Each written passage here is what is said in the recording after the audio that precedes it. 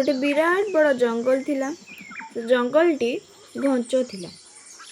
से गोटे सिंह बास करुला एवं अनेक पशुपक्षी मध्य थिले। सबुबले से माने डरिके रहुथिले, कारण सेठाकर सिंह निजको शक्तिशाली एवं बलशाली बोली भाबी गर्व अनुभव करुथिला एवं प्रत्येक दिन गोटे ना गोटे जीव को मारी खाई देउथिला। दिने हरिणर पाଳି पइला एवं हरिण भी सेत्रु बाद पड़िला नाही। एमिति देखी सबु पशुपक्षी माने गोटे सभा आयोजन कले। कहले सिंहर आउ अत्याचार सही हेबो नाही। किपरि सिंहर गर्व को भांगी ताको पाने देबे से उपाय बाछिले।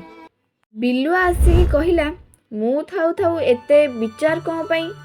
बिलुआ महा चतुर, से समस्त को गोटे उपाय कहिला। बिलुआ कथार समस्त राजी होई सिंह पाखକୁ चलिले। बिलुआ सिंह को कहिला, महाराज आपणक पई गोटे विराट बड़ मांसर आयोजन करिछु, हेले एक कूଅ भितरे गोटे आपणक भलिया जीवटी आसी धमक देई कहूची से ही एकमात्र बलशाली एवं सबु मांस से ही खाइब, बणर राजा मध्य से हब। यह शुणी सिंह गर्जन कला एवं रागिकी चिल्लेइला।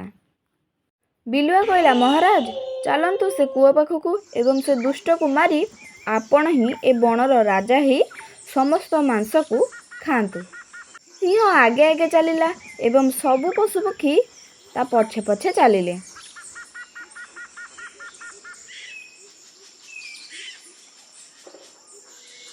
से कूଅ पाखरे समस्त अटकिले। बिलुआ कहला, महाराज ए अद्भुत जीवटी एई कूଅ भितरे ही अछि। कूଅ भितरु अनेई कहला, तू किए रे दुष्ट जीव। कूଅ भितरु निजर प्रतिशब्द शुणी सिंह कहला, तोर मृत्यु आज मो हातरे। यह कही सिंह कूଅ भितर को डेई पड़िला। यह पर सबु पशुपक्षी खुशी रे चिल्लेइबाकु लागिले, कारण सिंह सबुदिन पई मरिगला।